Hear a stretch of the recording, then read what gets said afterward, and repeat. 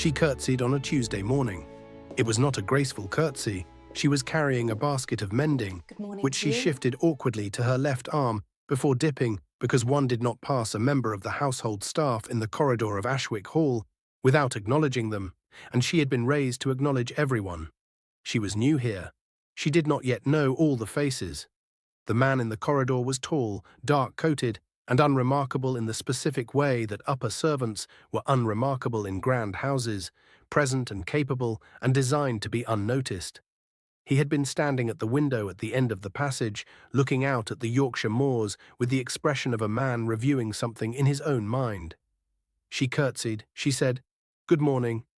He looked at her. He had grey eyes, the colour of the Yorkshire sky in November, which was to say neither warm nor cold, but absolutely present. He held her gaze for 1 second longer than a servant typically would. Then he said, "Good morning." She went about her business. He went about his. The corridor returned to silence.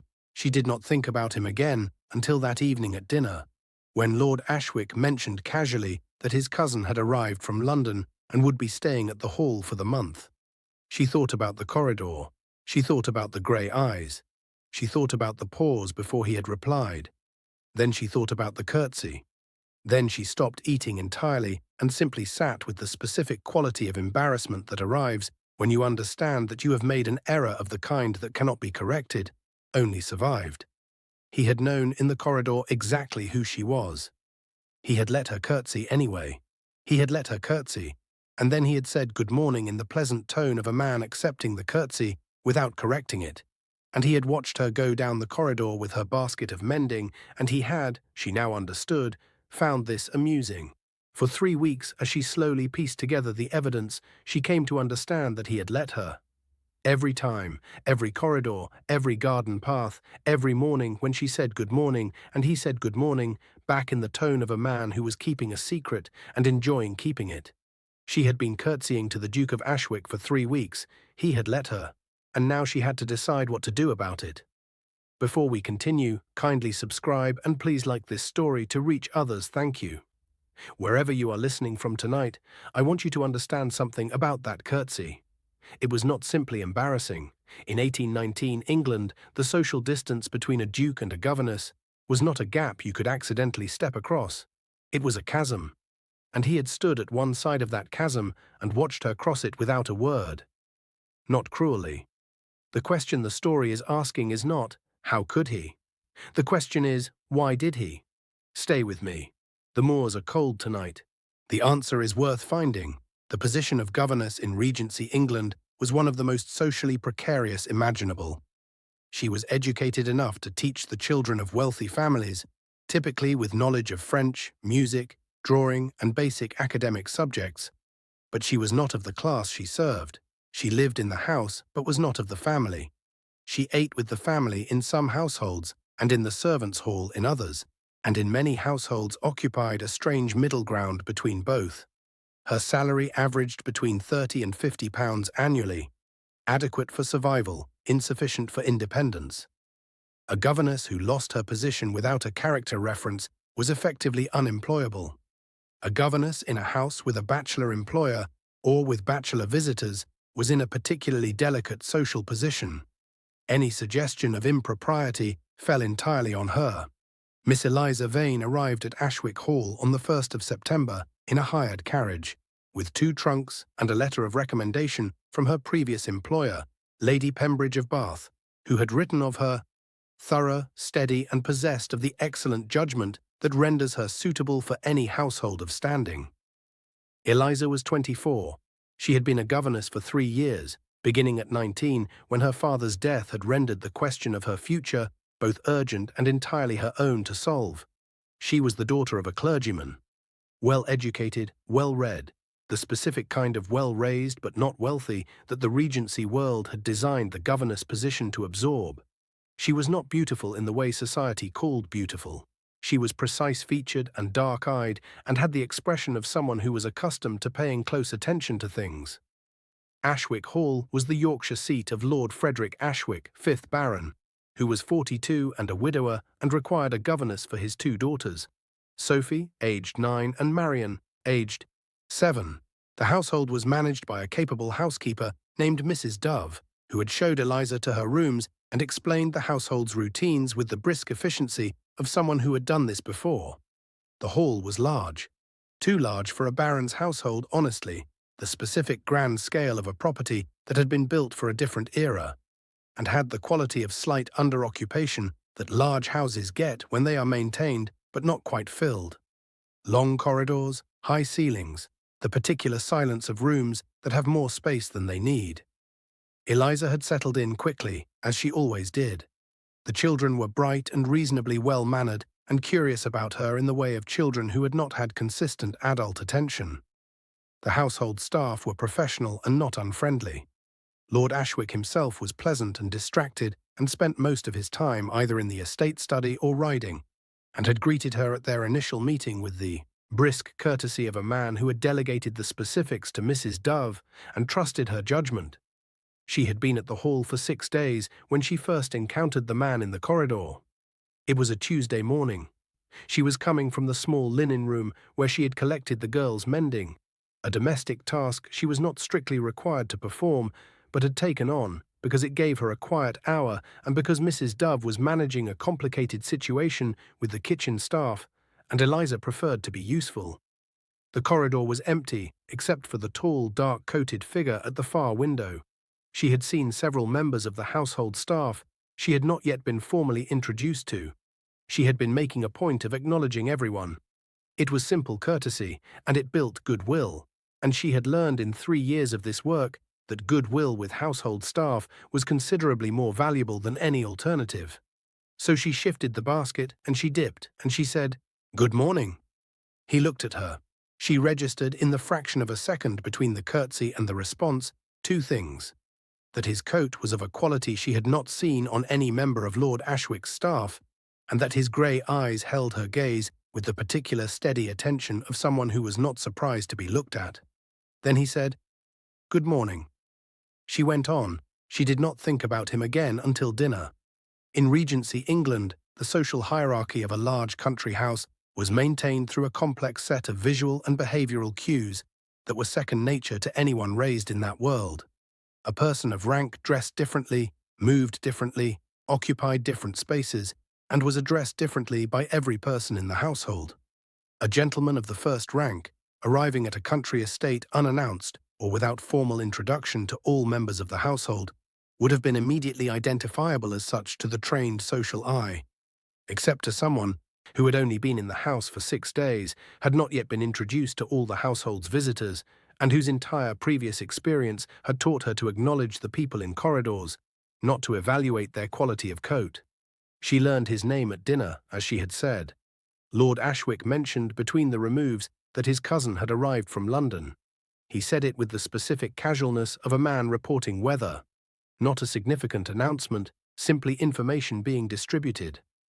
His cousin stayed at Ashwick most autumns, he explained.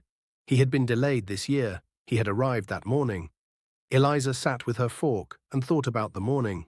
She thought about the tall figure at the corridor window and the coat of excellent quality, and the grey eyes that had held her gaze 1 second longer than a servant's eyes would have, and the pleasant tone of the good morning that had been returned, and she thought, oh. Then she thought, I curtsied to him. Then she thought, he let me. This third thought arrived with a specific quality. Not the sharp embarrassment of the initial mistake. That had resolved itself fairly quickly once she understood the error. The third thought had the quality of something else, the quality of a puzzle. Because there was no benign reading of he let her. A man who receives a curtsy intended for a servant and does not correct the error is making a choice. He is deciding, in the second between the curtsy and the response, that the correction is either not worth making or not worth making yet. Neither of these readings was entirely comfortable. She learned more about him over the following days through the careful gathering of information that was part of any new household. The conversations she observed, the names she heard, the gradual assembly of the household's social geography. His name was Julian Harrow. He was 31. He was Lord Ashwick's first cousin on the mother's side and his closest friend, which was a slightly different category. He came to Ashwick every autumn and had done since childhood. He was, And this part she learned from Mrs. Dove, who said it with the particular precision of someone communicating something they consider important. The Duke of Calder. The Duke of Calder. She had curtsied to the Duke of Calder. She had curtsied to one of the 6 senior dukes in England, a man whose rank was so far above hers that the correct comparison was not governess to duke, but planet to star. And he had accepted the curtsy and said good morning and watched her walk away with her basket of mending. For 3 weeks. She had been at the hall for 3 weeks before she learned his name. In 3 weeks she had said good morning to him in corridors, in the garden, twice on the stairs. Each time he had said good morning back. Each time he had looked at her with those steady grey eyes and the specific expression of a man who is keeping a private account of something. She was, she decided, going to have to speak to him directly. In Regency England, an unmarried woman of Eliza's social position had almost no mechanism for initiating a direct conversation with a man of the Duke's rank without social impropriety. The social rules governing interaction between a governess and a duke were not codified precisely. The gap was so large as to make the rules almost unnecessary because the encounter itself was considered improbable. A governess who sought out a duke for private conversation was, by social convention, doing something that required an explanation. The only acceptable contexts for such an encounter were those arranged by the household. A formal introduction, a group setting, or those that were clearly accidental. What Eliza does in this chapter is not quite either of those things. She found him in the library at 10 o'clock on a Wednesday morning. This was, she told herself, entirely coincidental. She needed a specific volume on natural history for Sophie's geography lesson, and Mrs. Dove had told her the library was almost always unoccupied in the morning. She had not, she also told herself, specifically waited until she saw him go in. She had specifically waited until she saw him go in. He was at the far end of the library, at the writing desk by the east window, with papers spread before him. He looked up when she came in. He looked at her with the grey eyes and the specific quality of expression she had come to recognize, the private account. She crossed the library without haste, selected a volume from the natural history shelf, and then, because she had decided to do this, and she was not a person who made decisions and then retreated from them, turned toward him. "Your Grace," she said. He was quiet for a moment. "Miss Vane," he said. He knew her name. Of course he knew her name. He had been in the house for 3 weeks. "I have been addressing you incorrectly," she said. "Yes," he said, "for 3 weeks. Approximately." "You did not correct me." "No," he said.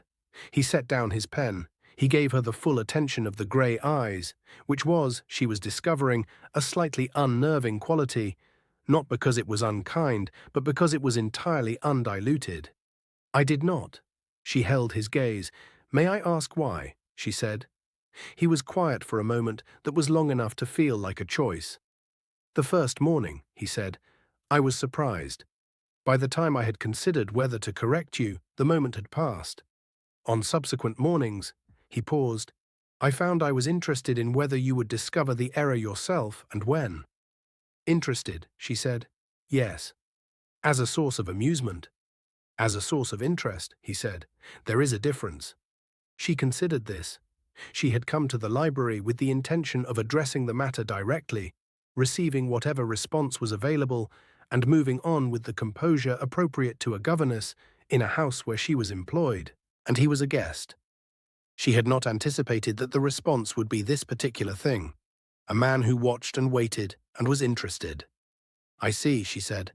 "I expected you to be angry," he said. "I am not angry." "What are you?" She looked at the book in her hands. Then she looked at him.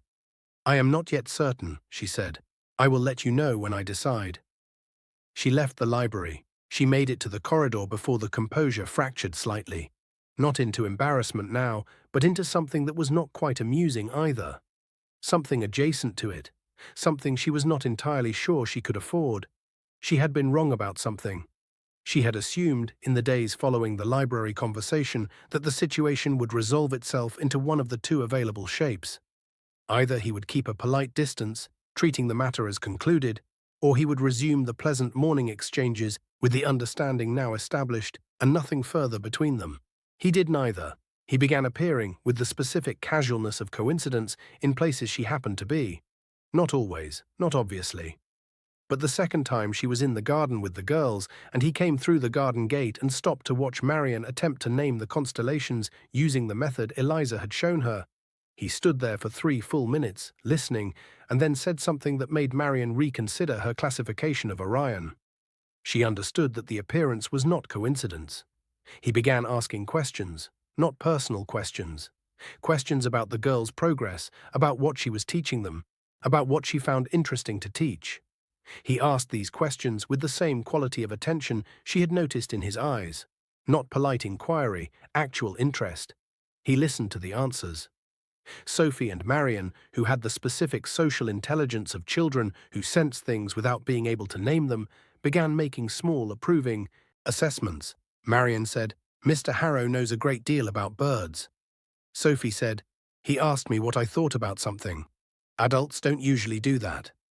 Eliza listened to these assessments and thought about why a duke would be introduced to her household by his first name, and decided this was a question she could ask. If you are enjoying this story so far, kindly subscribe to the channel and please like this story to reach others. Thank you. She asked it on the third occasion he appeared in the schoolroom doorway. Not entering, simply present in the frame of it, watching the lesson on Roman history she was conducting with Sophie. When the lesson concluded and Sophie had gone for her music practice, she said, "Why Harrow?" He was still in the doorway. He had been still and quiet through the entire lesson, with the attentiveness of someone who had found the lesson genuinely interesting. "I'm sorry?" "You were introduced to the household as Mr. Harrow," she said, "not as the Duke of Calder. Lord Ashwick introduced you to me as his cousin." "Why?" "He came into the schoolroom then, properly, fully, and sat in one of the children's chairs with the unceremonious quality of a man comfortable enough in himself to sit in a child's chair without requiring it to be anything other than what it was. "I come here every autumn," he said. "The household knows who I am. There are generally no new introductions requiring formal announcement. You are new. And Lord Ashwick did not think to introduce you properly. Frederick assumed you knew," he said. "People generally know who I am when I arrive somewhere." "I had been here 6 days," she said. "Yes," he said, "which is how the curtsy happened." She looked at him sitting in Marion's small chair. "You could have corrected it immediately," she said, "when it happened. A single word would have done it." "Yes," he said, "but you didn't." "No." "Because you were interested." "Because," he said with the careful precision of someone choosing words, "for the first time in a very long time, someone treated me as simply a person in a corridor. And I found I wanted to stay in that for a moment." The schoolroom was very quiet. The morning light came through the narrow windows. She thought about this. She thought about what it meant to be someone whose rank preceded them so completely that an encounter without it was notable enough to be held on to. "A moment," she said. "It was 3 weeks." "It was," he said. And then, for the first time, he smiled. It was not the polished smile of a social performance. It was the real one, brief and slightly rueful and entirely his own. "I apologize for the 3 weeks." "You don't," she said. "You are not sorry." "No," he agreed. "I'm not." The social world of Regency England operated on a system of implicit communication. What was said between the lines, what was understood without being stated, what was allowed to exist as shared knowledge without requiring verbal acknowledgement. A man of rank who paid particular attention to a governess was, within this system, communicating something that could not be said explicitly without causing social damage. The woman who received this communication was in the impossible position of understanding it perfectly and being unable to respond to it, because to respond was to acknowledge, and to acknowledge was to either accept or refuse, and either action placed her in a socially dangerous position. The only available strategy was to be aware of what was being communicated and to neither accept nor refuse, but to continue managing the situation with as much composure as possible for as long as possible. She was not naive. She had been a governess for 3 years in 3 different households, and she had learned in those 3 years to read the social temperature of a room the way a sailor reads the weather. She knew the difference between a gentleman's genuine regard and a gentleman's passing interest. She knew the difference between attention that meant something and attention that meant nothing. She had navigated both, and she had navigated the specific difficulty of the position. The way that power differential made any attention from an employer or employer's associate immediately complicated, with the steady composure that her character reference described as excellent judgment. She knew what was happening. She had known since the library. What she did not know was what to do about it. He appeared in the schoolroom again on Thursday. He had brought a book, a natural history volume that was better than the one she had selected from the library. And he set it on the desk beside Sophie's work and said, "The chapter on Yorkshire birds, more accurate than the standard text."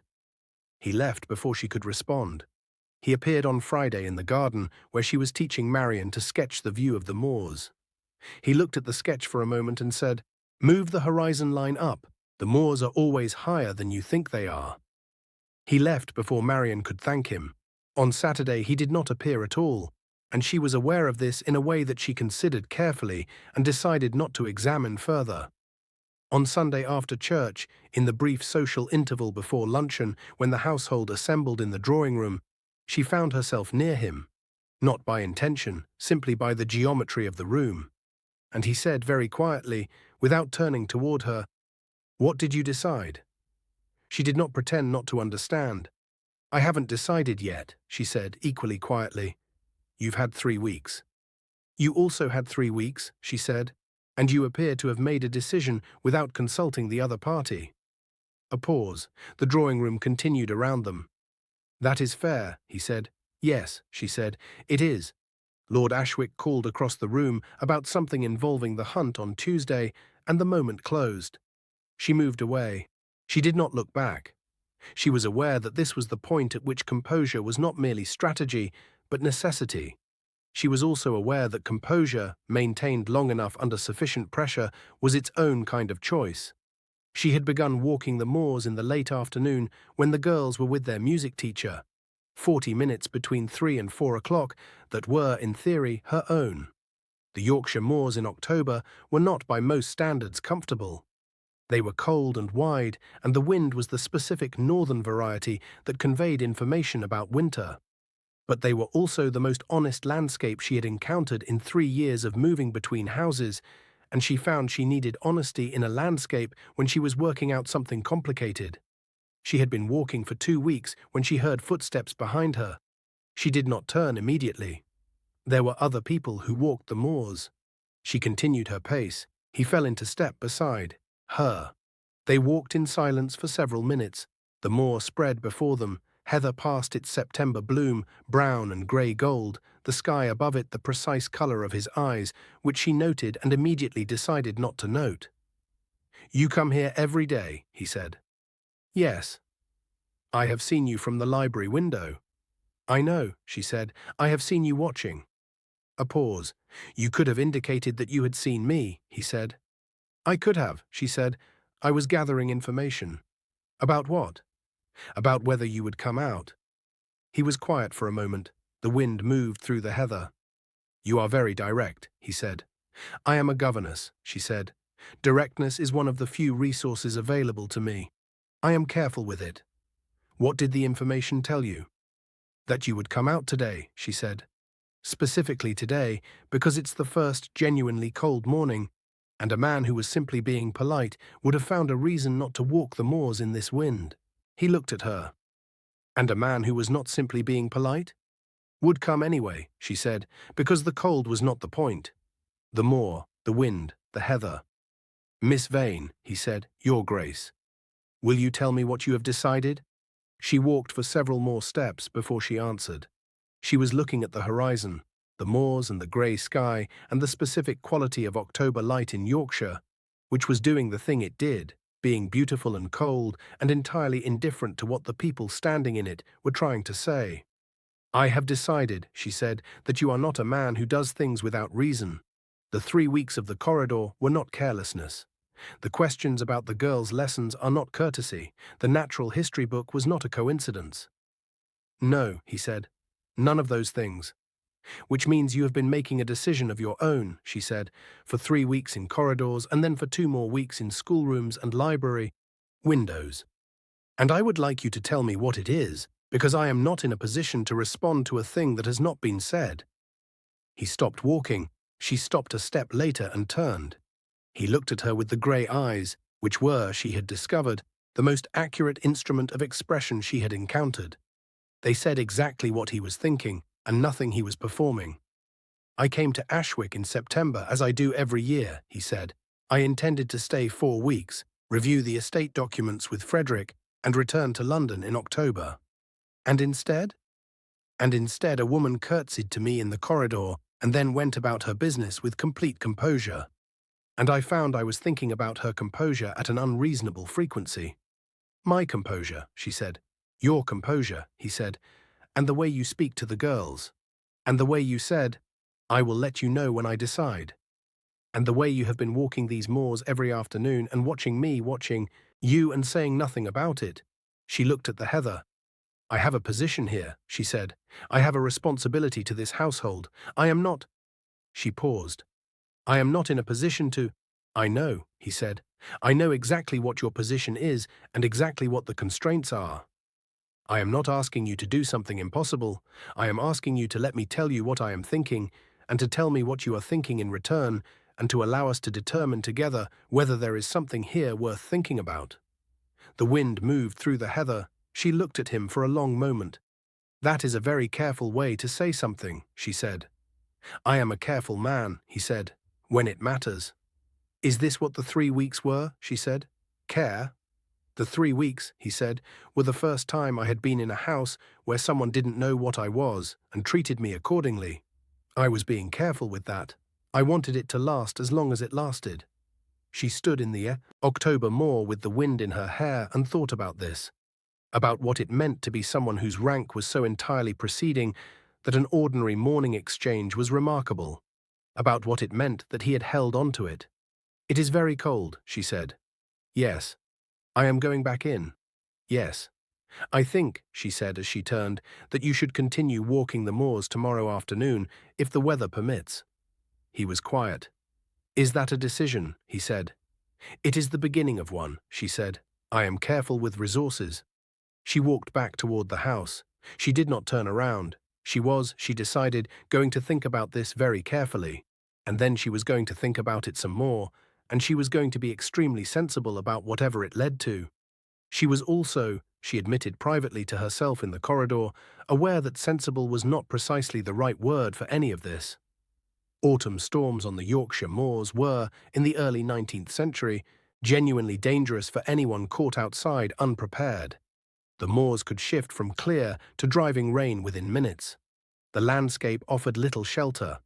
Hypothermia was a real risk for anyone without adequate clothing or shelter. The geography of the moors also meant that the hall might be invisible from a position less than a mile away in heavy rain. The specific rolling topography of the terrain obscured landmarks reliably.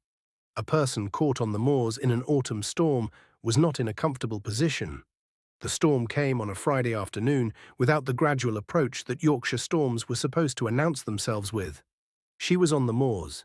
She had been for 20 minutes. She had been thinking about Tuesday's conversation. They had walked together on Tuesday and Wednesday and Thursday, and the conversations had been the kind of conversations she had not had before in her adult professional life. Genuine, specific, the exchange of actual thought rather than the management of social surface. He had told her about the Calder estate in Derbyshire and the specific agricultural problems of managing large properties in the post-Napoleonic depression, and she had told him about her father's sermons and the specific quality of his mind. And he had listened with the full attention she had come to expect from him, and had asked questions that were intelligent and real. She had been thinking about this when the sky changed. It changed in the way that Yorkshire sky changes, completely and without apology. The grey went from the pleasant grey of an October afternoon to the specific grey of something intending damage, and then the rain arrived, not gradually but all at once, the particular kind that the moors produced when they were in earnest. She turned toward the hall. She could not see it. She was not panicked. She had been in worse situations. But she was also soaked within 4 minutes, and the moor path she normally followed had become indistinct in the rain, and the wind was pushing her in a direction that was not entirely obviously correct. She heard him before she saw him. "Miss Vane." He came out of the rain from the direction she would not have chosen, which suggested he knew the moors considerably better than she did. He was wearing a heavy outdoor coat that he had apparently had the presence of mind to bring, unlike her. "I was watching from the library," he said. "I saw the storm coming." "I couldn't see the hall," she said. "I know, follow me." He did not take her arm. He walked beside her at close distance through the rain, directing her around the places where the path was uncertain, and they moved back toward the hall in the particular focused silence of two people managing a practical difficulty together. They came in through the garden door. Mrs. Dove appeared immediately with towels and a face that communicated professional management of a situation without commentary. He said, "She got caught in the storm. She's fine." Mrs. Dove said, "Of course, Your Grace." She looked at Eliza. "A hot bath, Miss Vane, immediately." He looked at her. He was also wet. The outdoor coat had not been entirely sufficient. His hair was dark with rain, and he was looking at her with the grey eyes and an expression she had not seen from him before. The specific quality of someone who was relieved in a way they had not expected to need to be. "Thank you," she said. "Don't go out when the sky looks like that," he said. "It didn't look like that when I left." "On the moors it always looks like that eventually," he said. "I should have told you." "Yes," she said, "you should have." The corridor, the rain on the windows, Mrs. Dove tactfully not present. He said very quietly, "I was concerned." She said, "I know." She went for her bath. He went to change. The house resumed around them as though nothing had occurred. But something had occurred. Something that had nothing to do with the storm and everything, to do with what had been on his face when he found her in the rain. In Regency England, a man of rank who wished to pursue a serious relationship with a woman in a socially inferior position faced a specific set of social and practical obstacles. Marriage across class lines was possible but socially costly. The Duke would be subject to considerable social comment, and the woman would face the specific difficulty of entering his social world from below it. The Duke's family and social circle would have expectations about his marriage that such a match would not fulfill. The alternative, a less formal arrangement, was legally and socially available, but deeply unjust to the woman, whose position in any such arrangement was entirely dependent on the man's continued goodwill, with no legal protection. A man who wished to be honest about his intentions in such a situation had very few clean options. The only genuinely honest one was explicit, and explicit carried its own risks. November arrived with the particular quality of Yorkshire November. The moors turning from brown to grey, the light thinning, the days shortening in the specific way that made the evenings feel longer than the mathematics justified. He had not yet left for London. He had been here 7 weeks. His original intended stay was 4. She knew this. She also knew that Lord Ashwick had not remarked on it, and Mrs. Dove had not remarked on it, and the household had simply absorbed the extended stay with the equanimity of a household that had absorbed many things. But she knew it. She also knew that she had been spending an hour every afternoon on the moors in his company, and that the conversations had become the part of the day she thought about in the morning and in the evening. She knew that Sophie had begun drawing him into the schoolroom discussions with the social confidence of a child who has assessed a situation and approved of it. She knew that she had stopped thinking of him as a puzzle to be solved and had started thinking of him as a person she found herself wanting more time with. All of this she knew. What she did not know was where it was going, and this was the thing she needed to know, because the alternative to knowing was to continue until the moment when the direction became clear through circumstances rather than conversation, and that was a direction she was not willing to travel. She found him, therefore, in the library on a Tuesday, the same room where they had first spoken directly, which felt appropriate for a conversation she was going to need to start. "I need to say something," she said, "and I am going to say it directly." "Please do," he said. "You have been here 7 weeks," she said. "You intended 4. You are here in my afternoons, in my mornings, in my schoolroom. You found me on the moors in a storm. You are—" She paused. "You are paying a kind of attention that I would be dishonest to pretend I have not noticed, and that I would be foolish to pretend has not affected me. And I need to know what it means, because my position in this house, and my ability to stay in this house, and my ability to conduct myself with the integrity that my employment requires, all of that depends on knowing what it means. So I am asking." He had been looking at her throughout this. He did not look away when she finished. He said, "It means that I intend to marry you." She was very still. I am aware, he continued, of the disparity between us. I am aware of what that means socially and practically. I am not asking you to overlook any of it, or pretend it does not exist. I am telling you what I intend, and asking you to tell me whether it is something you could consider. Marry, she said. Yes. You have known me for 7 weeks, 6 of which have included daily conversation, he said. Approximately 43 hours of daily conversation, on the moors, in schoolrooms, in libraries, in corridors. I have been a careful observer of things I care about for 31 years. I know what I have observed.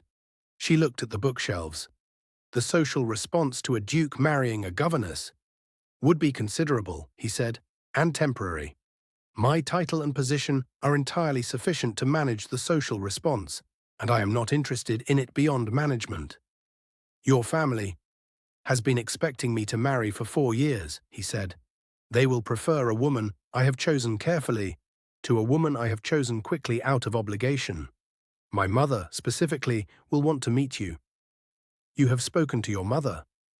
I have written to her, he said, last week. I told her I was extending my stay at Ashwick and that I would explain why in person. She was quiet for a long moment. You wrote to her before asking me? Yes. That is, she said, extremely presumptuous. Yes, he said, it is.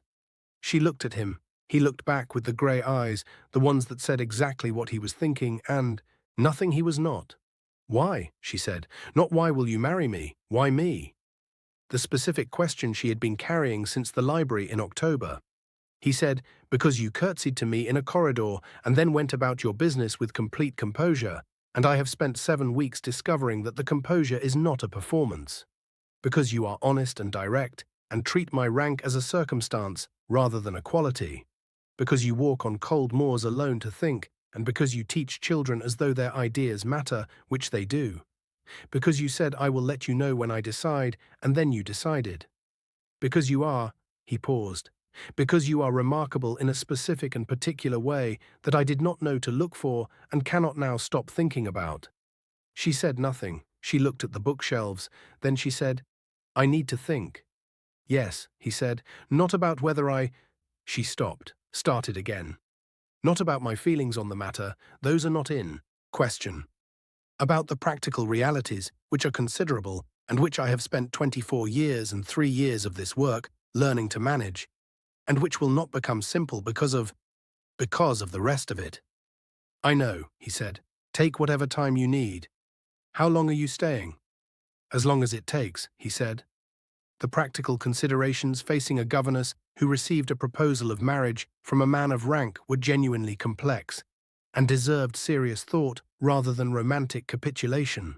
The social elevation was total, from one of the lowest respectable positions to one of the highest, and would be permanent and irreversible. The woman would be entering a social world that had not been designed for her, in which her origins would be known and discussed, in which she would be required to perform social functions for which she had no training, and in which the measure of her success would be the degree to which she could be absorbed into the existing social structure. The man's intentions might be entirely genuine. The social world's reception of those intentions was a separate matter entirely. A woman who thought carefully about this was not being unromantic. She was being honest. She thought about it for 4 days. She thought about it on the moors, which were now cold enough to require the heavy coat she had borrowed from Mrs. Dove. She thought about it in the evenings when the girls were asleep and the house was quiet. She thought about it in the small hours of the morning, which were, she had found, the most honest hours for thinking about difficult things. She thought about what she had. She had a position. She had a character reference.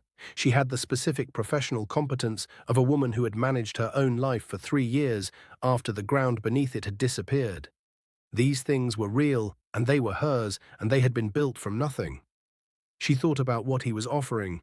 He was offering a life so different from the one she had that the two did not share a vocabulary. Duchess of Calder was not an extension of Miss Vane, governess. It was a replacement of her, complete and entire. She would live in his houses, manage his households, occupy his social position. She would be defined for the rest of her life by her relationship to a man she had known for 7 weeks. She thought about this and tested it from every angle and found that it was true, and also that she did not find it as terrifying as she had expected. Then she thought about why she did not find it terrifying, and the answer to that question was the answer to everything. She found him on the fourth evening, in the corridor where it had started, at the window at the end of the passage, looking out at the moors in the dark. He heard her come. He turned. "I have decided," she said. He waited. "I have several conditions," she said. "Name them." "The girls," she said, "Sophie and Marion.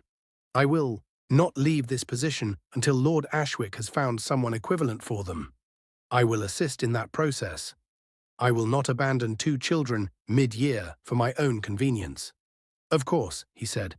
"I want to be introduced to your mother before any formal announcement," she said. "Not as a presentation or an audition, as a meeting. I want to know the person I am entering."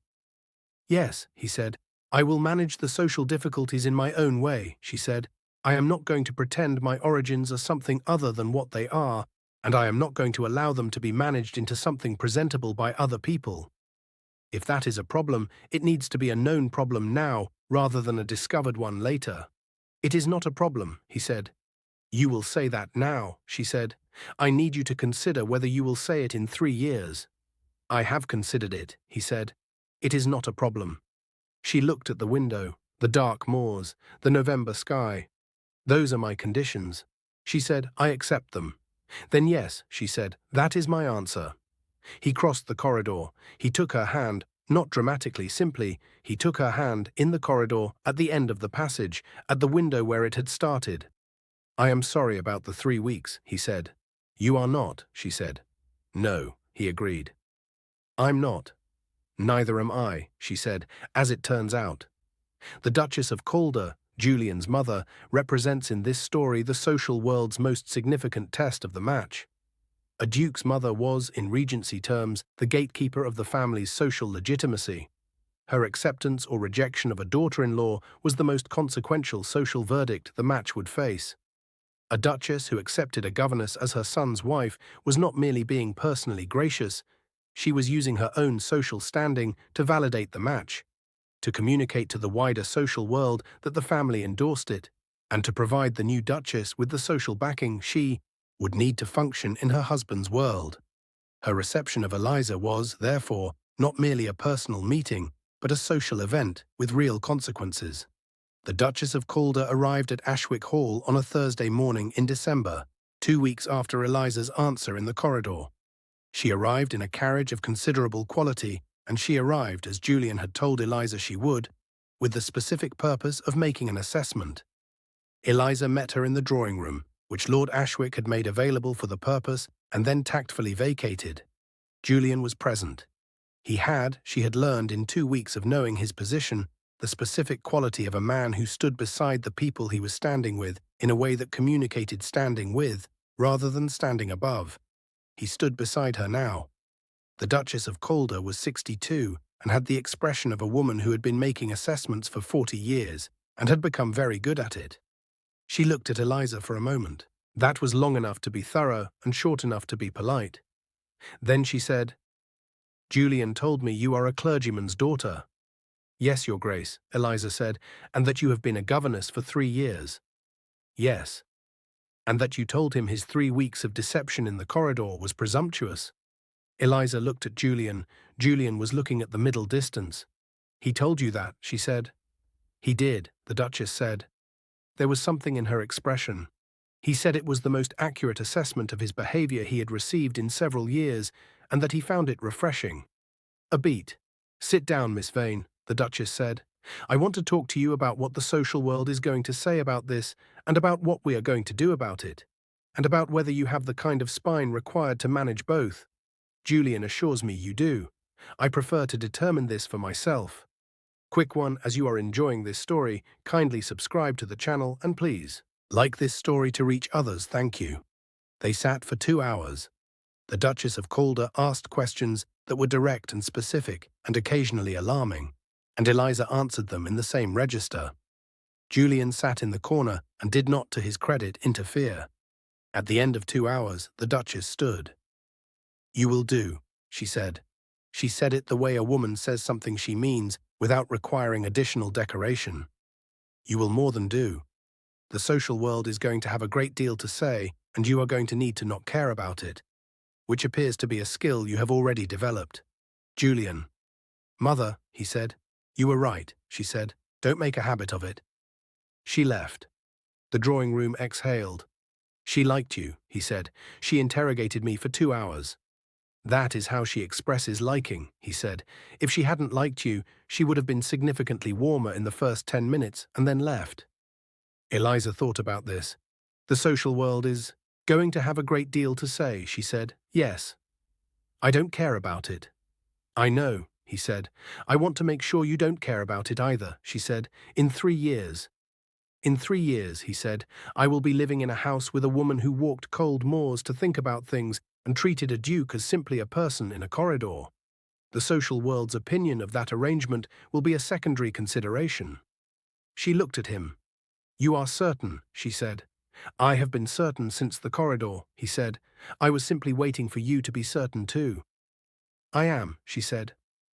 Outside the drawing room windows, December in Yorkshire was being December in Yorkshire. Cold and clear and entirely committed to itself, the moors white at their edges where the first frost had arrived. They were both, she thought, fairly committed to themselves as well. This seemed, on reflection, like an excellent foundation. The social reception of a duke's marriage to a woman of lower social standing was, in Regency England, ultimately determined by the duke's own social weight and the quality of his family's public endorsement. A duke of sufficient standing, with a mother who endorsed the match publicly and explicitly, could weather the social commentary that such a marriage inevitably generated, not without cost, but without long-term damage. The new Duchess's intelligence, composure, and management of her new social position were the primary factors in whether the social world's initial commentary became permanent or temporary. Women in such positions who managed them well were, over time, absorbed into the social world that had initially objected. Women who did not manage them well were not. She met him in the corridor on a Tuesday morning. She was coming from the nursery wing of Calder House, their London house, the one she had spent 6 months learning to manage, which she had now largely managed, and he was at the window at the end of the passage, looking out at the September London street with the expression of a man reviewing something in his own mind. She stopped. He heard her. He turned. They looked at each other in the corridor for a moment. "Good morning," she said. "Good morning," he said. His expression was the expression she had come to know most completely across a year of marriage. The grey eyes with the private account in them, which was no longer a mystery. She knew what was in the account because it was the same as what was in hers. "I was just thinking about the curtsy," she said. "Were you?" "The original one, Tuesday morning at Ashwick." "I think about it often," he said. "It was the beginning of everything." "It was an error," she said. "It was the best error that has occurred in this family in several generations," he said. "My mother said so." "Your mother says a great many things." "She says this one repeatedly." She smiled. The corridor, the September morning light, a year of this life that she had thought about from every angle on the Yorkshire moors and then accepted, and which had been, on the whole, as real and difficult and worth having as she had calculated it would be. "Julian," she said, "Eliza, I want you to know something." "Yes." "If I had known who you were in that first corridor," she said, "I would not have curtsied. I would have made the correct acknowledgement and moved on, and you would have been a duke at a window, and I would have been a governess with her mending, and none of this would have happened." He looked at her. "So the 3 weeks were necessary," he said. "The 3 weeks were necessary," she agreed. "Which does not mean they were not also extremely presumptuous." "No," he said, "they were that too." She went about her morning. He went about his. The corridor returned to silence. It was, she thought, the very best kind of corridor. Julian Harrow and Eliza Vane are fictional. The social world they navigate is not. In Regency England, the distance between a duke and a governess was not merely social, it was structural, legal, and economic. It was the difference between one of the most powerful positions in English society and one of the most precarious. A man who held a dukedom held it absolutely. His title was hereditary, his land was vast, and his social standing was unassailable by anything short of criminality. A woman who held a governess position held it entirely contingently, on the goodwill of her employer, the maintenance of her character reference, and the absence of any suggestion of impropriety. The curtsy is, therefore, not merely a comic error. It is the story's central image of the social world working exactly as designed. A woman trained to acknowledge those above her, acknowledging someone she assumes is above her, while the man who is actually most above her accepts the gesture because it gives him, for once, the experience of being simply a person in a corridor. The social architecture that made the curtsy possible is the same social architecture that makes the story's central obstacle real. She can curtsy to him, but she cannot speak to him directly, cannot initiate their acquaintance, cannot acknowledge what she feels without risking everything she has built. Eliza's conditions in Chapter 9, the girls, the meeting with his mother, the honest management of her origins, are the conditions of a woman who has thought about practical realities rather than romantic ones. They are also, for those paying attention, a form of the dignity that the social world had not designed for her to have. She was not asking to be elevated, she was asking to enter the arrangement as herself. The Duchess of Calder's "You will do" is the social world's endorsement, delivered in the register of a woman who has been making assessments for 40 years and knows what she is looking at. It is not the warmest endorsement possible, it is the most accurate one. And it is what Eliza needed, not warmth, but the assessment of a woman who had seen what the social world asked of those who entered it from below and was satisfied that this one could manage it. She did manage it, on her own terms, in her own way, with the composure that had been remarked on since a corridor in September and which had always been, from the beginning, entirely her own. If this story reaches you, kindly subscribe to this channel, thank you. If you were in the corridor on a Tuesday morning, or on the cold moors, or in the library in October, tell me where you are listening from tonight. I read every single one, and if you know someone who has been treating people with the ordinary courtesy of a good morning and found themselves in the middle of something they did not expect, share this with them. Tonight it is for them.